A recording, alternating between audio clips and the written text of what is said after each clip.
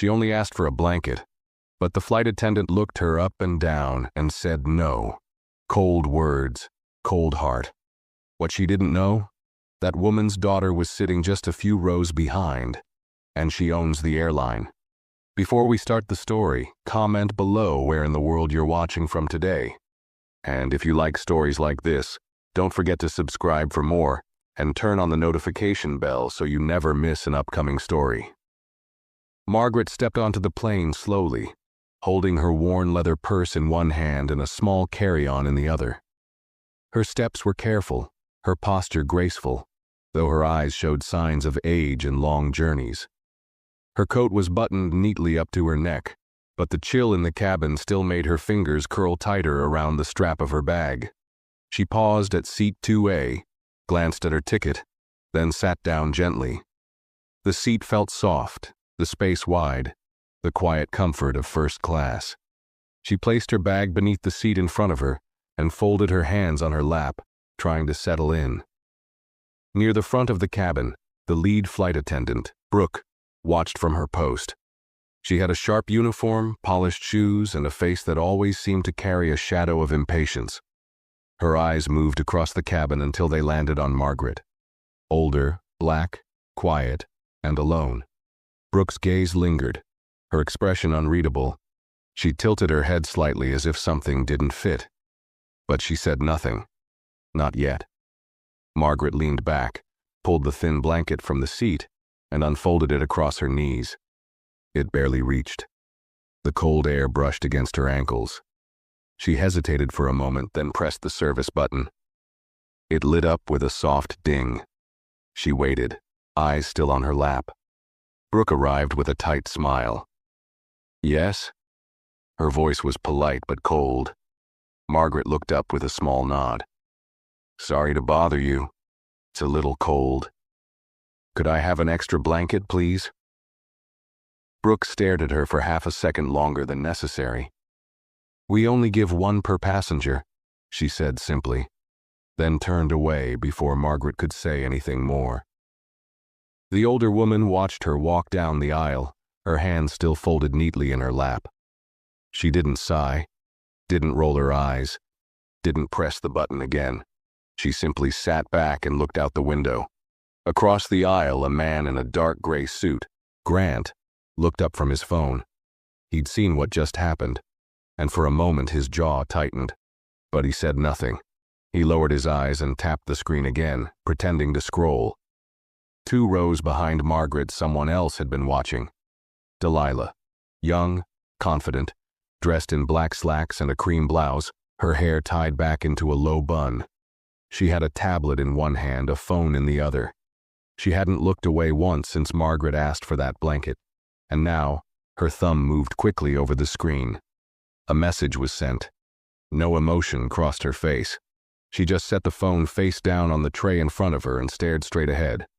Brooke continued down the aisle, offering drinks, adjusting tray tables, smiling widely at the couple in 2C and 2D. Can I get you anything else? She asked them sweetly. Oh, absolutely, I'll bring you another one. She passed by Margaret again without a glance. Margaret stayed silent. Her hands remained still, her face calm, though something behind her eyes had changed. It wasn't anger, it was something else. Heavier, older. The kind of quiet built from years of moments like this. Small humiliations no one else seemed to notice. The plane doors closed. The captain's voice echoed gently through the cabin. The usual safety instructions played. Engines began to stir beneath the floor, but the real shift had already begun. And Brooke, still smiling, still handing out drinks and jokes, had no idea that the woman she had just dismissed had more power behind her than she could ever imagine. As the plane lifted into the air, Margaret sat quietly in her seat, eyes closed, her hands resting on the blanket folded neatly across her knees. She hadn't spoken another word since the flight began. Her calm didn't change, but something in the air around her had. It was the silence of someone who had seen too much, who had learned long ago that sometimes the best response was no response at all. Delilah remained in her seat 2 rows behind, not touching her drink, not watching the movie screen in front of her. Her eyes were fixed forward. She had seen how Brooke treated her mother. Because yes, Margaret wasn't just a random passenger. She was Delilah's mother. And this wasn't the first time she had watched her mother be treated like she didn't belong, but it was going to be the last. Delilah picked up her phone again and sent another message, this time to someone inside the airline's executive team. Simple. Director. Notify the captain. I want the flight supervisor in the cockpit in 5 minutes. Use my name. Brooke walked past again, this time glancing at Margaret just briefly. Still no request, no argument, no reaction. It bothered her. In a strange way, she had expected a little resistance. A comment, a complaint, something to justify the coldness she had shown. But the woman just sat there like none of it mattered. That silence started to press on Brooke's nerves. Near the cockpit, a chime rang. One of the co-pilots picked up the call, nodded once, and turned toward the captain. We just got a message from Ground Command. Delilah Monroe is on this flight. She's requesting immediate communication. The captain looked up sharply. Monroe, as in, the co-pilot nodded. Yes, that Monroe. The atmosphere inside the cockpit changed instantly. The captain adjusted his headset and opened the private channel. Get the lead attendant up here now. Brooke was mid-sentence with another passenger when the junior flight attendant, Hannah, approached and tapped her gently on the arm. The captain needs to speak with you. Right now. Brooke frowned. About what? Hannah didn't answer, just stepped back and motioned toward the cockpit. Passengers glanced up, sensing something shift. Brooke straightened her jacket and made her way to the front, heels clicking softly on the aisle floor. She had no idea who Delilah was. She had no idea she was being summoned not because of a safety issue, but because someone far above her had just started watching. As the door to the cockpit clicked shut behind her, Margaret remained in her seat, staring quietly out the window. She hadn't moved, hadn't spoken, but she already knew. Delilah was handling it, and Brooke had just walked into a storm. Brooke stepped into the cockpit, confused but trying not to show it. The captain didn't offer a smile. He didn't even stand. He simply looked at her with a calm, unreadable expression and said, Do you know who Delilah Monroe is? Brooke hesitated. No, sir. Should I? The captain leaned forward slightly. She's the CEO of this airline, and she's sitting in 4B. You just walked past her 3 times. The words hit like a slap. Brooke blinked, her throat tightening. I wasn't aware. She didn't introduce herself. She wasn't supposed to, the captain replied. She was here as a passenger, quiet, private. But now she's watching you closely. Brooke's chest began to rise and fall faster. Did I do something wrong? The captain tilted his head. That's what we're going to find out, because she just sent a direct message to the operations team, and it had your name in it. Brooke's stomach dropped. Her voice came out strained. What did I do? The captain's gaze sharpened. Do you remember refusing an extra blanket to a passenger in 2A? Brooke's mouth opened, but no words came. The moment flashed in her mind. The cold tone, the dismissive glance, the way she turned her back before the woman could reply. I didn't mean anything by it, she said quickly.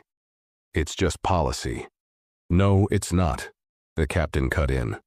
And even if it was, the way you handled it wasn't policy. You embarrassed a first-class passenger, one who turns out to be the mother of the woman who owns this entire airline. Brooke felt her knees weaken. Her mother? The captain leaned back slowly. You've got 10 minutes to explain your behavior, but I can already tell you, Delilah doesn't seem like someone who accepts excuses. Brooke swallowed hard. The walls of the cockpit felt tighter now. Her confidence, so sharp just minutes ago, had started to break. She nodded stiffly and turned to leave, trying to keep her steps steady. Back in the cabin, Margaret still sat quietly, her expression unchanged, but her silence now felt like steel. The kind of silence that didn't ask for justice, because it expected it. Delilah hadn't moved either. She sipped water, set her tablet aside, and waited. Everyone else on that plane was still unaware of what was coming, but for Brooke, Her flight had just started heading in a very different direction. Brooke stepped out of the cockpit, her face pale, her hands tightening around the sides of her skirt. The same aisle she had confidently walked just moments earlier now felt longer, heavier. Passengers were still quietly sipping drinks, flipping through magazines, unaware that something serious was unfolding just feet away from them. As she passed row 2, Brooke's eyes flicked toward Margaret, still seated, still silent, still looking out the window as if none of this involved her. But something about her stillness unsettled Brooke now. Before, it felt dismissible. Now it felt powerful. She continued past Margaret, trying not to make eye contact, and then paused at row 4. There sat Delilah, calm, alert, watching, not angry, just steady, like someone who didn't need to raise their voice to change everything around them. Brooke managed a polite smile. "Miss Monroe, I'm very sorry.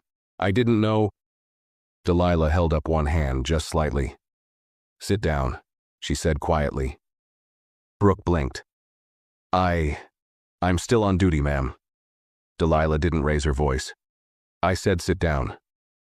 The tone was enough to make a few passengers glance up. Brooke hesitated, then slowly slid into the empty seat across the aisle. Her spine was straight, but her hands were shaking slightly. Delilah leaned forward just a little. "I didn't come on this flight to be noticed. I wasn't here to test anyone, but you failed anyway." Brooke swallowed hard, her voice barely above a whisper. "It was just a misunderstanding." "No," Delilah said flatly. "It wasn't. It was a decision. You looked at my mother. You judged her. You decided she didn't belong." Brooke opened her mouth to speak, but Delilah didn't stop. She asked for something simple, a blanket, and instead of helping her, you chose to humiliate her in front of everyone. You walked away like she didn't matter. Delilah's voice remained calm, but there was something under it. Something cold, final. "I've spent my life watching people treat her like she's invisible. But this time you did it on my plane, under my company, wearing my uniform." Brooke's shoulders slowly sank. She could feel the walls closing in. Delilah didn't blink. "You thought no one was watching. You were wrong." Margaret hadn't moved from her seat, but she didn't need to. Everything she'd ever wanted to say was now being said for her, by the one person in the world who never let her be treated like less. Brooke sat frozen, unsure what to say, unsure if there was anything left to say, and the flight still had hours to go. Brooke stayed seated across from Delilah, her fingers twisting nervously in her lap. Her voice, usually crisp and commanding in the cabin, was gone. She wanted to explain, to defend herself, to say it had been a long day, that maybe she hadn't realized how her words came across. But none of those excuses seemed safe to speak out loud. Delilah didn't look away. Her expression didn't soften. "You know what's sad?" she said quietly. "If she had been loud, if she had raised her voice or caused a scene, you probably would have taken her more seriously. But because she stayed quiet, you felt safe dismissing her." Brooke flinched, but Delilah continued. "You didn't just break company policy. You broke the one rule we don't ever forgive. Disrespect." Brooke's mouth opened, then closed. Her breath came out shaky. "I didn't mean to—" Delilah cut her off without raising her voice. "Yes, you did. That's the part you need to admit to yourself. You saw an older black woman sitting alone in first class, and you assumed something didn't add up. You assumed she didn't belong." Brooke's throat tightened. It wasn't about race. Delilah's eyes sharpened. Then what was it about? Her age? Her clothes? The way she didn't try to impress you? Pick one. Either way, you saw her and made a decision. One that had nothing to do with her ticket or her manners or our policy. Around them, passengers were beginning to notice the tension. Some tried not to stare, others whispered softly, exchanging glances. The air had shifted in first class. Something heavy now hung between the rows, though no one dared speak it aloud. Margaret sat in her seat, still gazing at the clouds outside the window. Her face was calm, but her hands were folded tightly together in her lap.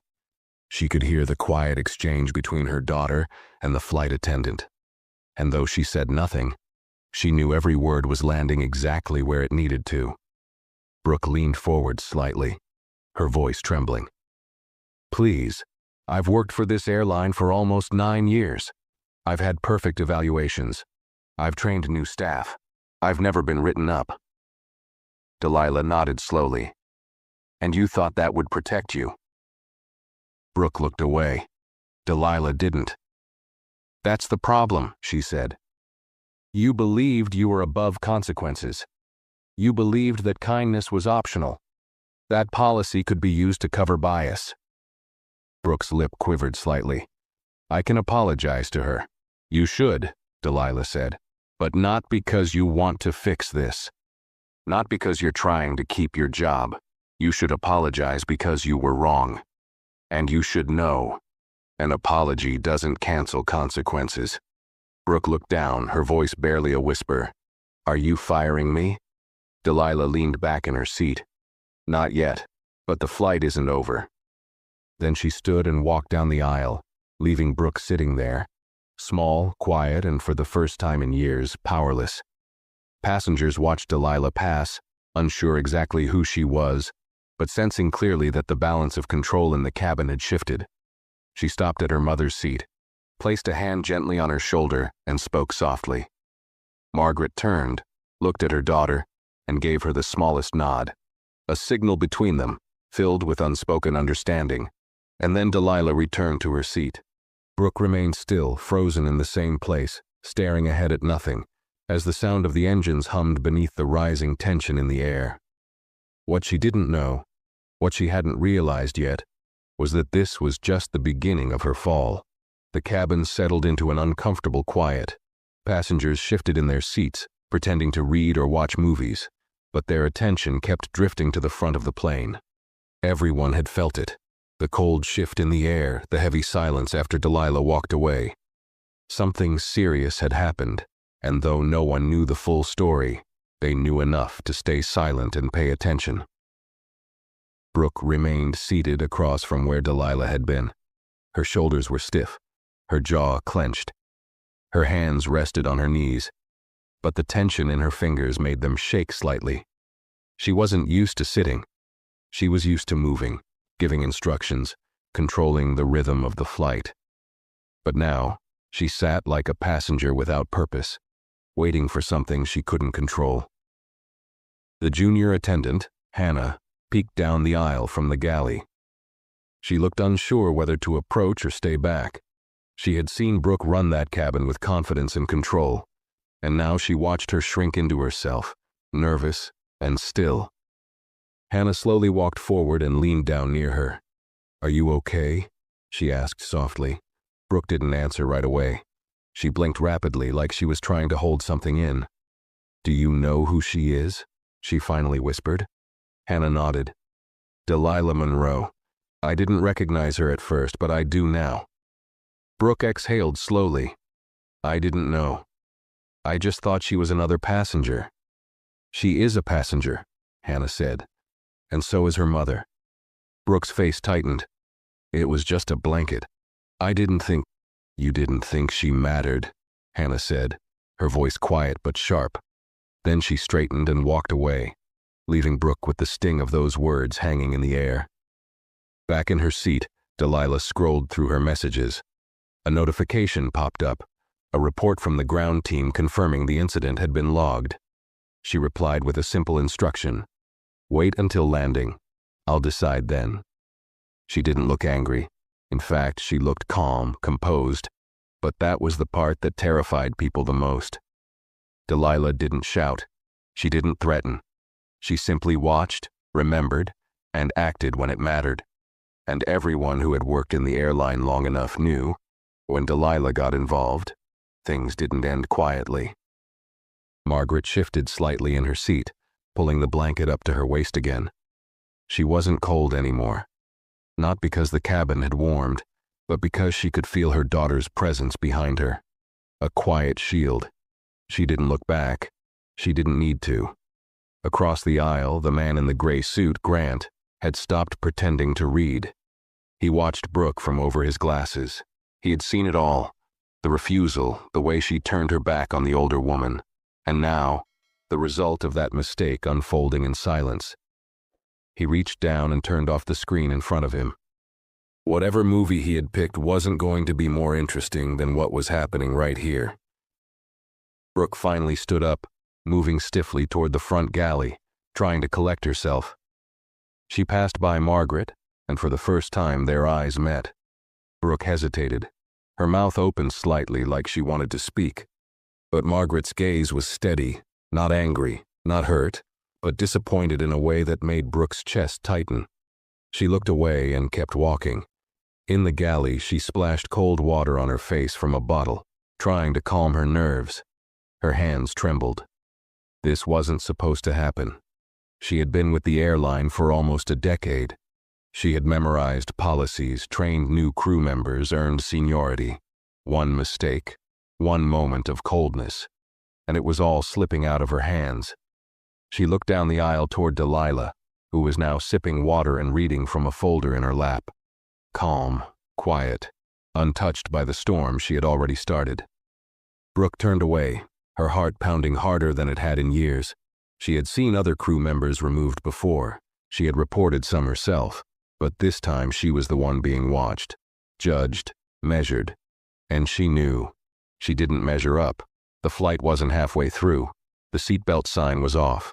The passengers were still, but the air inside the cabin kept getting heavier.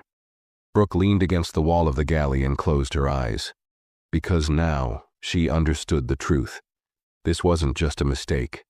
This was the beginning of the end. The hours in the air felt longer than they ever had before. Every time Brooke tried to move about the cabin, she felt eyes following her. Some passengers looked at her with curiosity, some with judgment, and others with quiet pity. She wasn't used to being the one under the spotlight.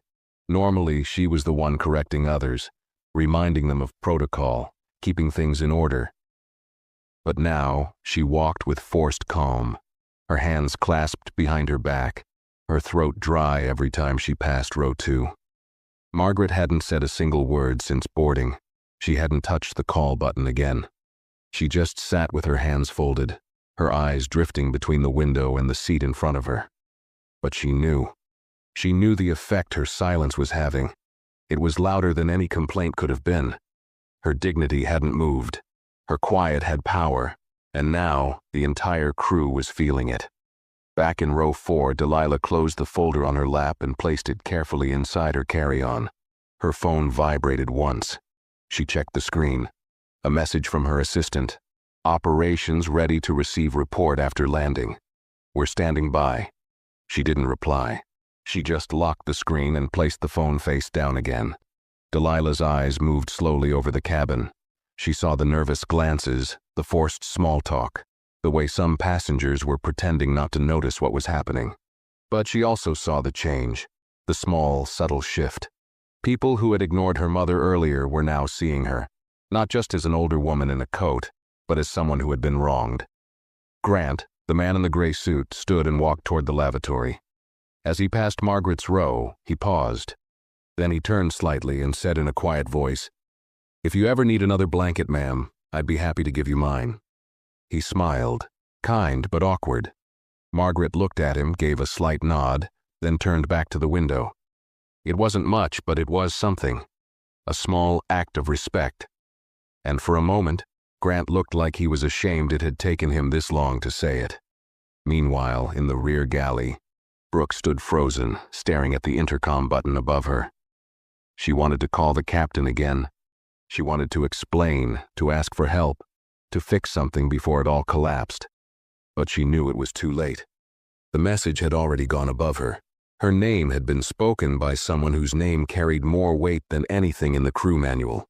There were no checklists for what came next. She looked at her reflection in the metal edge of the galley cabinet. Her eyes looked tired, older. Her usual poise was gone. The voice in her head that used to say, "You're in control." It had gone quiet, too. She remembered Margaret's eyes, the way they didn't blink when they met hers. It wasn't anger. It was history. It was the look of someone who had carried years of this kind of treatment and chose this time not to carry it alone. Brooke felt the pressure rising in her chest again. She stepped out of the galley, smoothed her uniform, and walked back to the cabin. As she passed seat 2A, she slowed. Margaret didn't turn this time. She didn't acknowledge her at all. Brooke bent slightly. "I'm sorry," she whispered, "for how I treated you earlier. It wasn't right." Margaret didn't look at her, didn't speak, but that silence said everything. Brooke straightened and continued walking.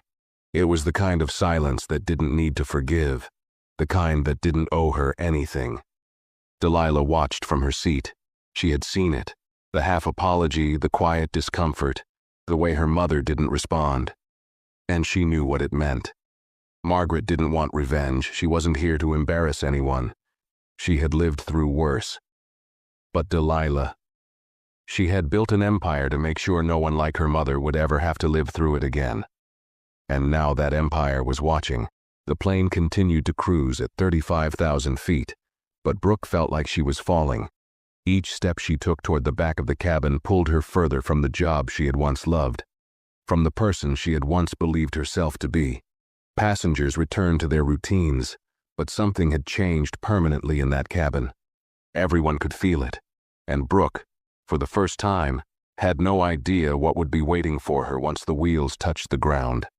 The sun began to sink beneath the clouds, casting a soft orange hue over the wing of the plane.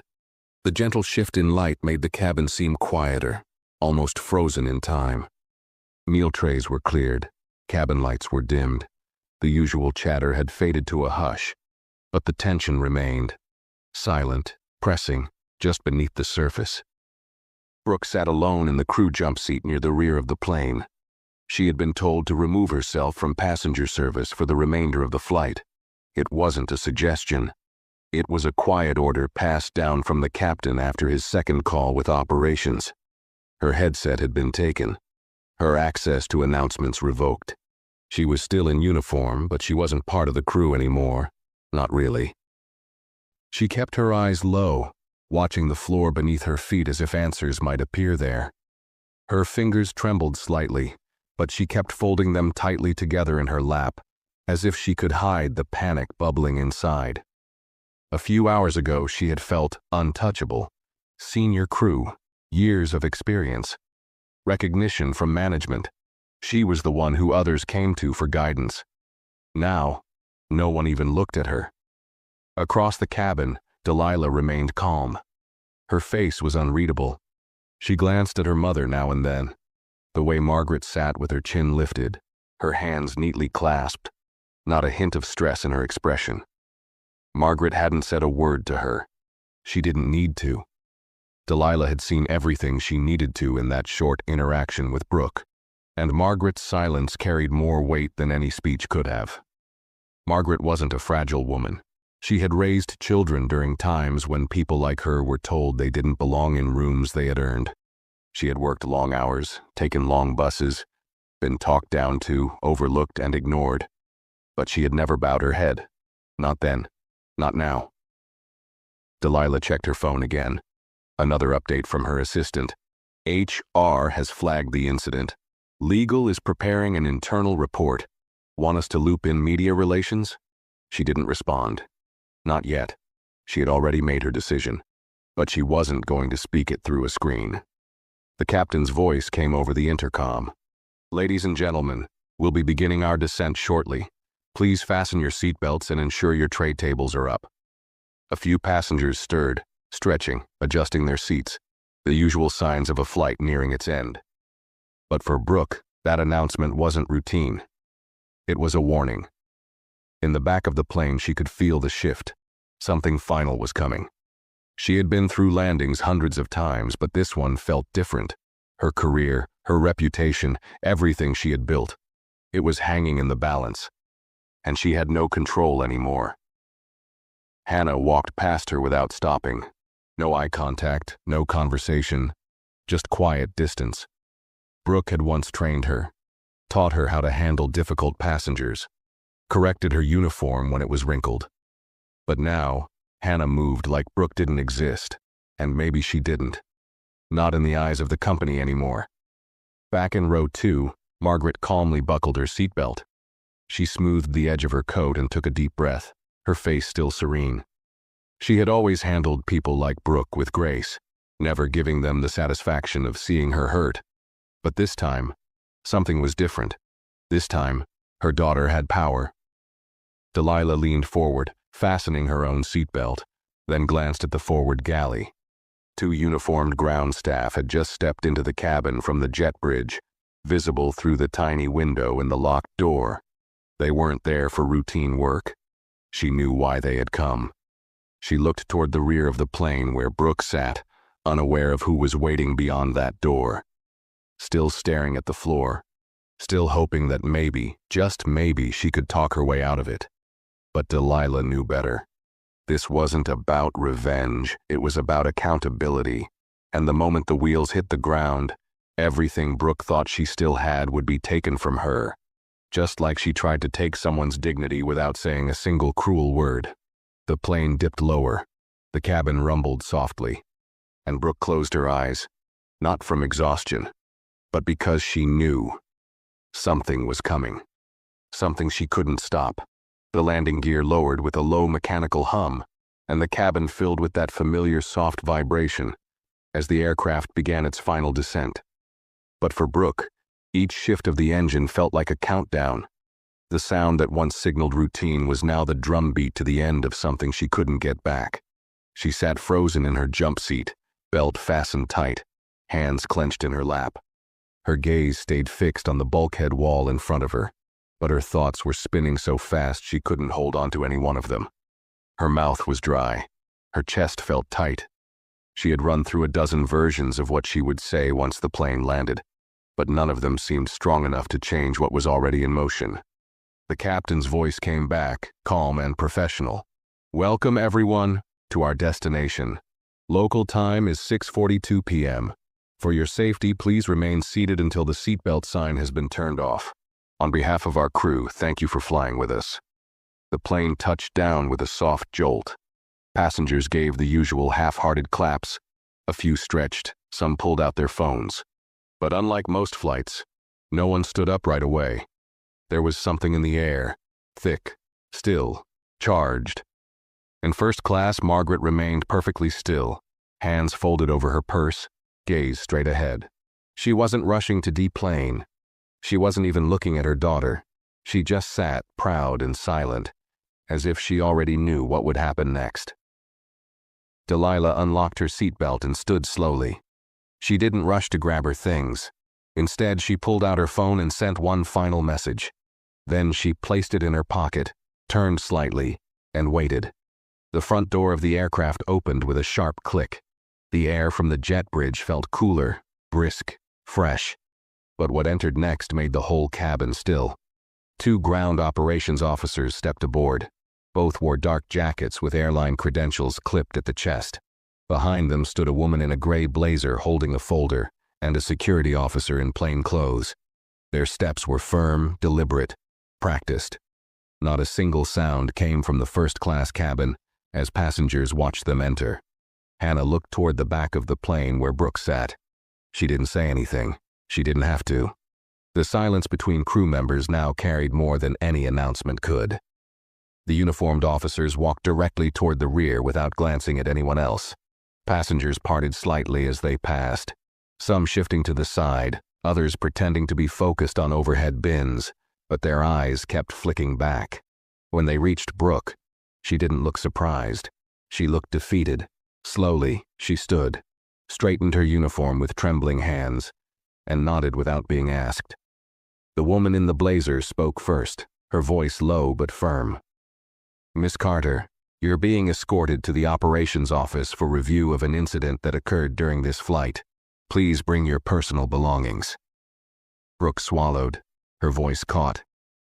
"Can I speak with someone first?" The woman shook her head. "That time has passed." Brooke reached up, pulled her suitcase from the crew storage, and turned.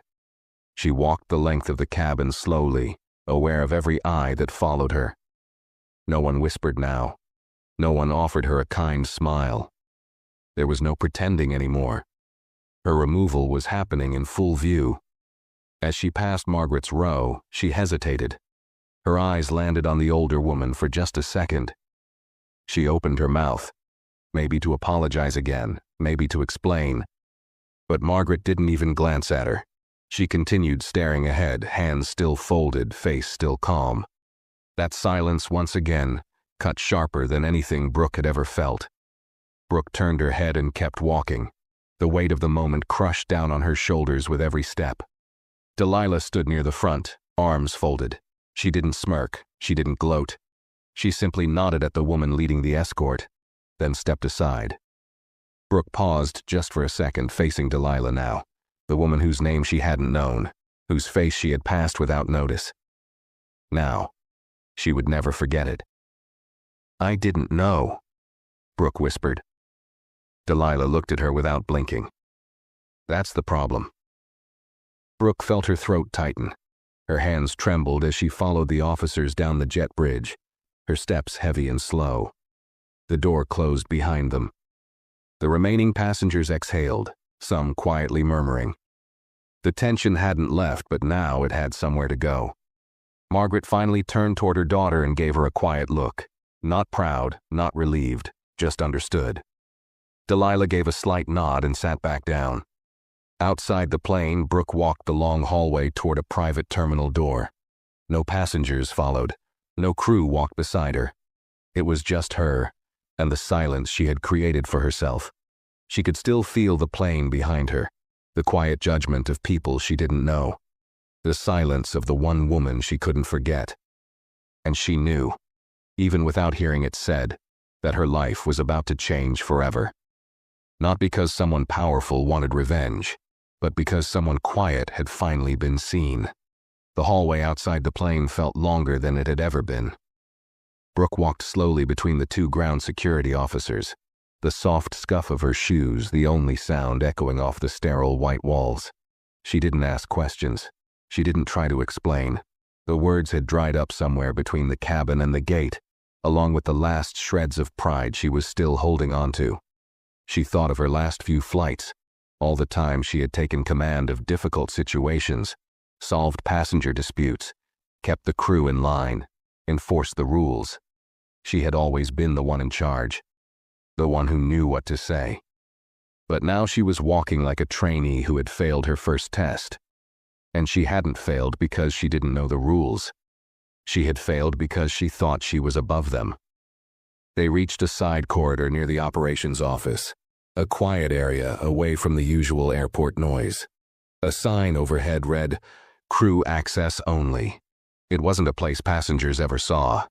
It was meant for internal matters, situations that didn't need public attention. But this time, it didn't matter. Everyone on that plane had already witnessed enough. A woman stood waiting by the office door, mid-40s, smartly dressed, holding a thin folder in her hand. Her name badge read, Rebecca Lynn, Senior Flight Supervisor. Her expression was unreadable. She had reviewed dozens of incidents in her career, misconduct, delays, even mid-air emergencies. But this one was different. This one had come from the very top. "Miss Carter," Rebecca said without looking up from her folder. "Come with me." Brooke followed silently into a small conference room. It was clean, cold, and quiet. Just a table, 2 chairs, and a frosted window that faced nothing. The walls felt like they were closing in. She sat stiffly, waiting for Rebecca to speak, her hands clasped tightly in her lap to keep them from shaking.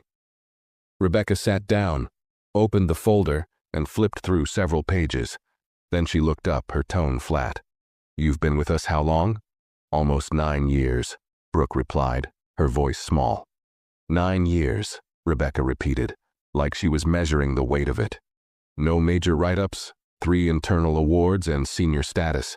She closed the folder slowly, which makes what happened today even more disappointing. Brooke's mouth went dry. She tried to keep her voice steady. "I made a mistake. I know that. But Rebecca raised a hand. "This isn't a conversation. I'm not here to ask for your side. I've already received the flight report, the security log, and a personal statement from Miss Monroe." Brooke's heart skipped. She submitted a statement? Rebecca's eyes didn't waver. She owns the airline. She doesn't need to submit anything. Her word is enough. Silence settled in the room. Brooke could hear her own heartbeat. Her ears rang. She wanted to say something, anything that could shift this in her favor. But every excuse that came to mind sounded hollow now. Rebecca folded her hands on the table. Do you remember what you said to the passenger in 2A? Brooke nodded slowly. She asked for an extra blanket. I told her it wasn't allowed. And did you say it that way? Brooke hesitated. Number I was short with her. I didn't think.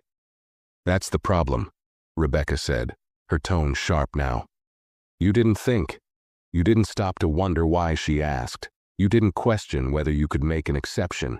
You saw her, judged her, and dismissed her. Brooke looked down.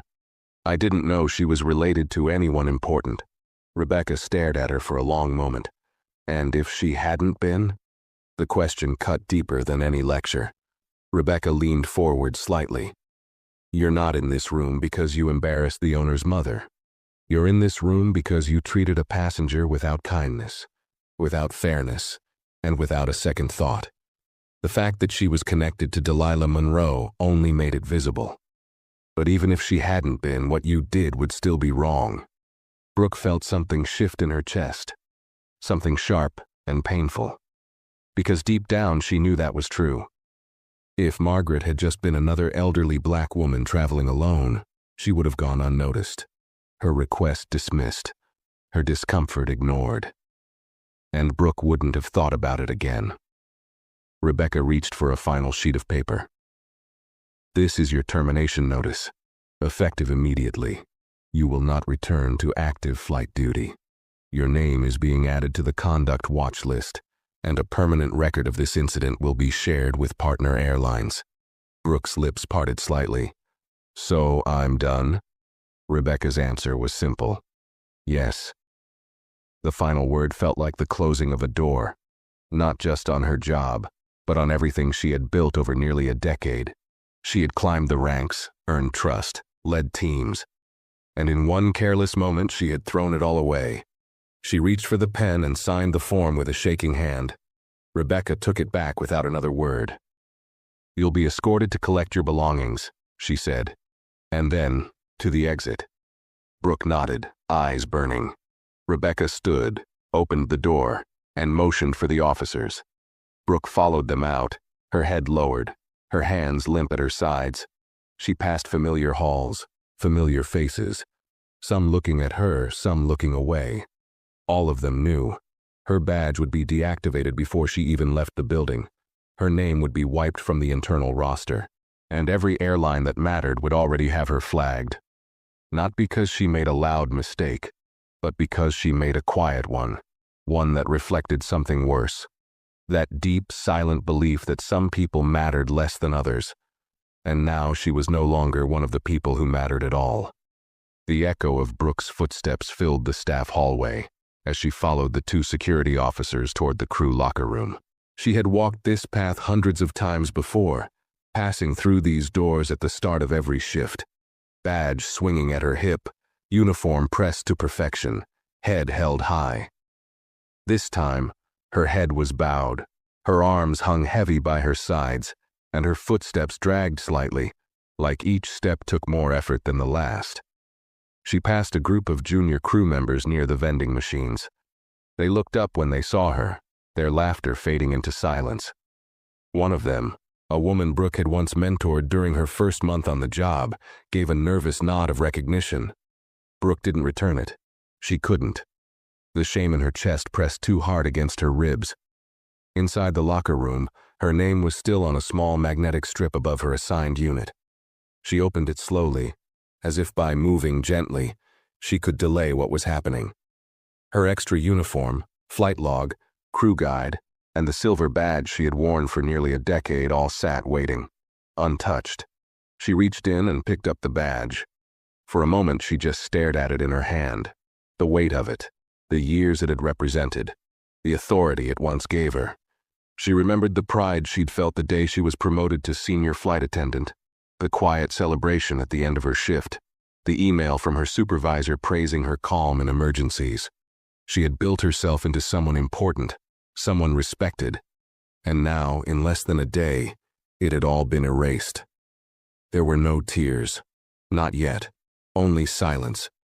She took the badge off her uniform, placed it inside a small return envelope provided by the admin staff, and sealed it. Then she folded her extra uniform carefully and laid it on the bench, as if trying to hold onto a small piece of dignity. But no matter how neat her folding, no matter how controlled her expression, nothing could cover the truth. She wasn't leaving on her terms.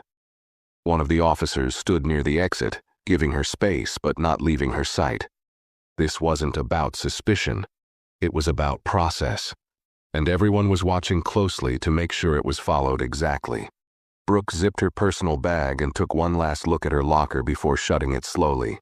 The sound of the door clicking shut felt final, like a chapter being closed with no hope of returning to the previous page. She stepped back into the hallway, and the officers flanked her again. No one spoke. They led her through a service corridor toward a side entrance used for crew exits. No farewell, no debriefing, no thank you for your years of service. Just cold fluorescent lights and the hollow echo of her footsteps. As they neared the exit, a tall window offered a view of the main terminal. She could see passengers walking freely, laughing, arguing over baggage, waiting for their rides. Among them were people she had once looked down on. She had thought she stood above the crowd, part of the polished crew who moved through secure doors and private lounges. But now she was just another person walking out with no job, no clearance, and no way back. And then she saw them. Delilah and Margaret stood near the VIP pickup lane, a black sedan already waiting with the rear door open. Delilah was helping her mother into the car, her movements calm and respectful. Margaret didn't glance toward the terminal. She didn't need to. Her message had already been delivered. Delilah closed the door gently and turned toward the glass, not expecting to see Brooke, but seeing her nonetheless. Their eyes met across the distance. For a second, no one moved. Brooke didn't wave. She didn't mouth an apology. She simply stood there, bag slung over one shoulder, eyes heavy with regret. Delilah held her gaze, then gave the faintest nod, not of forgiveness, but of finality. Then she turned, stepped into the car, and pulled the door shut behind her. The sedan rolled forward, smooth and quiet, leaving Brooke standing alone behind the glass. She walked through the final door of the airport, not the exit reserved for passengers, but a side gate marked staff only, authorized personnel beyond this point. She didn't belong beyond that point anymore. The door shut behind her with a mechanical click. Outside, the city lights had begun to shimmer. The sky was dark, the wind light, the streets alive with people heading home from work. But Brooke had nowhere to go. She stood near the curb, blinking against the cool breeze, unsure whether to call a ride or keep walking. She reached into her coat pocket, pulled out her phone, and opened her contacts list. Dozens of familiar names stared back at her. Co-workers, supervisors, training leads, crew coordinators. All people she had worked with, dined with, laughed with. She tapped on a few, sent short messages. "Can we talk? I need to explain. This isn't what it looks like." One by one they were read, and not a single one replied. She tried calling, straight to voicemail. Then she tried one final number. A friend from another airline, someone she had once spoken to proudly about switching careers, climbing the ladder. The voice on the other end answered, quiet and distant. "I'm sorry. I heard what happened. I don't think I can get involved." Click. Brooke stared at the screen. Her fingers hovered for a second, then dropped to her side. Her phone screen dimmed, then turned black. She stood alone on the edge of a world she used to command. Not because of an accident. Not because someone set her up, because she thought a woman like Margaret didn't belong. And now, it was Brooke who didn't belong. In the uniform, in the company, in the sky. Her power was gone. Her name erased. Her legacy rewritten by a single moment of coldness. Brooke stood outside the airport doors, motionless as crowds buzzed past her. Families reunited with hugs, business travelers checking their watches, taxi drivers holding signs with names. Everything was moving. Everything except her. For a moment, she didn't even feel the cold. Her mind had disconnected from her body, like she was watching herself from the outside, watching the woman who had once strode through airports with authority, now standing in the wind with nowhere to go, nowhere to report, no one to call. She clutched the strap of her bag tighter, more for balance than comfort. Her knees felt weak, but she wouldn't sit down. Not here, not like this. She stepped off to the side near the edge of the curb, away from the arrivals lane. The airport she had called home for nearly a decade stood behind her, glowing under fluorescent lights. But it didn't feel familiar anymore. It felt foreign, unwelcoming. She wasn't part of it now. She was just another person standing outside the glass. Her phone buzzed again, a notification from the internal employee app. She opened it instinctively. A red bar flashed across the screen. Access denied. Your profile has been deactivated. Contact HR for questions. Brooke stared at it for a long time, then closed the app and turned off the phone completely. It was useless now. The connections she had spent years building, co-workers, captains, base managers, they would all see the termination memo by morning. It wouldn't just say she was fired. It would say why. And in aviation, reputation spread faster than flight schedules. She tried to tell herself that maybe, with time, she could explain. That someone, somewhere, might listen. But then the words Delilah had said replayed in her head. You thought no one was watching. You were wrong. And she had been. She had looked at Margaret and made a decision, one that had nothing to do with policy and everything to do with prejudice. She didn't yell at her. She didn't insult her. She simply decided with a cold glance and a dismissive tone that Margaret didn't deserve the same care given to others. It was a quiet cruelty, the kind people never wrote down, but always remembered. A taxi pulled up in front of her and honked once. The driver leaned out the window. Need a ride, ma'am? Brooke hesitated, then shook her head. No, thank you. The driver shrugged and pulled away. She didn't know why she had said no. She had nowhere else to go. But something inside her couldn't handle the idea of sitting in the back of a car, staring out a window, trying to pretend she was still holding herself together. She wasn't. Not anymore. She sat on the cold metal bench near the edge of the sidewalk, the kind of place passengers only sat when they were waiting for someone else to arrive. Not when they were leaving with everything they owned in one bag. A group of flight attendants in fresh uniforms passed by her, laughing about something one of them said. They didn't recognize her. She was invisible now. Just another face. Just another figure in the background. She used to be part of that world. The crew rooms, the rosters, the briefings, the badge-activated doors. Now she was on the other side. She pulled her coat tighter around her and stared up at the airport sign above the doors. The name of the airline glowed in bright letters, letters she used to be proud to wear, letters that now represented the very system that had pushed her out, not unfairly, but justly. For years, Brooke had believed seniority meant safety. That experience made her untouchable. She had trained junior staff to follow policy without emotion. She had written up attendants for showing too much sympathy or straying from protocol. But all along, she had mistaken power for value. And now, without the power, she had to face who she really was. The truth was, she hadn't just made a mistake. She had revealed herself. And Margaret, with her quiet strength, her patience, her refusal to be rattled, had revealed something else too. She had revealed what dignity looks like when it's been tested. She had revealed what it meant to rise above insult without ever needing to fight back. And Delilah? Delilah hadn't needed to raise her voice. She hadn't threatened, hadn't caused a scene. She had simply acted, decisively, silently, completely. It wasn't revenge. It was justice. Brooke lowered her head and let her eyes close for a moment. She wasn't tired. She was finished. Finished with pretending. Finished with excuses. finished with believing that the uniform made her better than anyone else. She stayed on the bench long after the foot traffic thinned and the lights inside the airport dimmed. Eventually, she would have to get up. Eventually, she would need to face what came next, the calls, the emails, the questions from friends and family.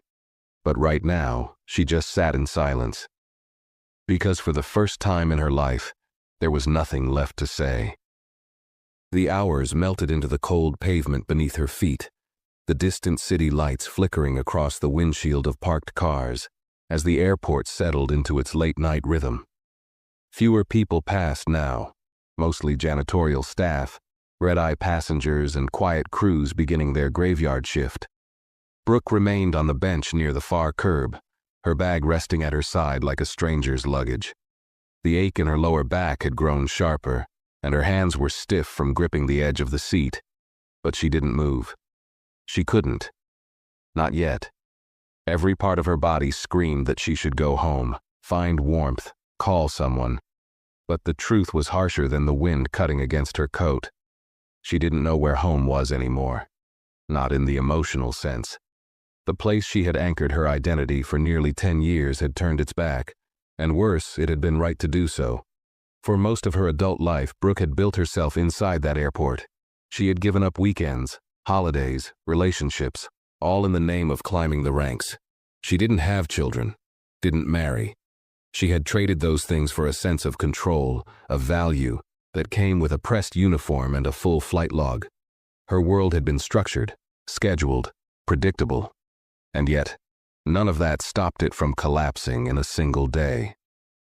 She thought about Margaret again, the woman whose only request had been a simple blanket. Not a luxury, not a special meal, not an upgrade, just warmth. And Brooke had denied her that without even blinking. She hadn't yelled, hadn't used slurs, hadn't made a scene. But she had stripped Margaret of comfort, of respect, of the basic human decency owed to any passenger. Because Margaret hadn't fit the picture Brooke had in her mind of who belonged in first class. And that was the hardest part to accept. It wasn't a mistake.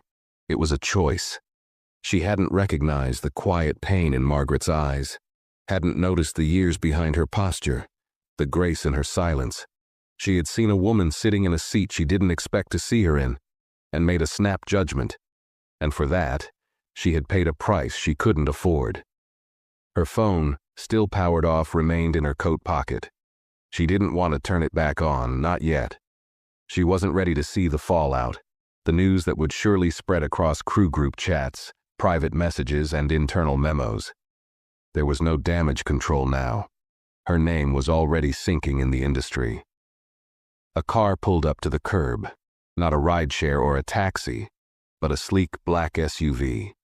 The back window rolled down slowly, and for a moment, Brooke's heart skipped.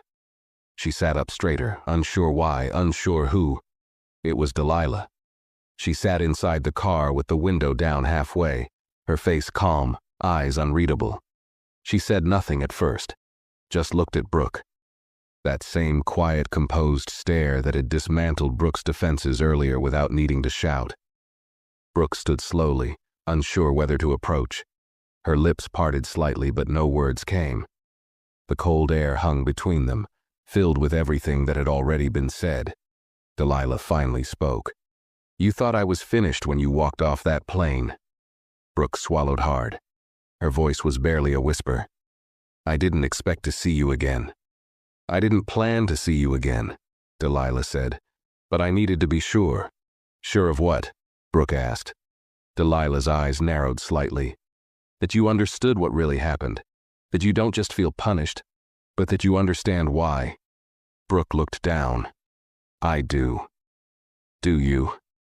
Delilah's voice didn't rise. It didn't need to. "Because from where I'm sitting, all I saw today was a woman protecting her position, not acknowledging her reflection." Brooke blinked. "I was wrong," she said. "I know that now. I treated your mother unfairly. I saw her and I assumed. I judged her." Delilah nodded slowly. "And now that it cost you something, now it feels real." Brooke flinched. It wasn't about her being your mother. I didn't know who she was. That's the point, Delilah replied. You didn't know, and that's exactly why you thought you could get away with it. Long silence followed. Cars came and went. A luggage cart rattled nearby. Somewhere across the lot, a late bus hissed to a stop. But Brooke didn't move. Delilah's words clung to her ribs like ice. She couldn't defend herself anymore. Not here. Not in front of the woman who had built the very airline she was now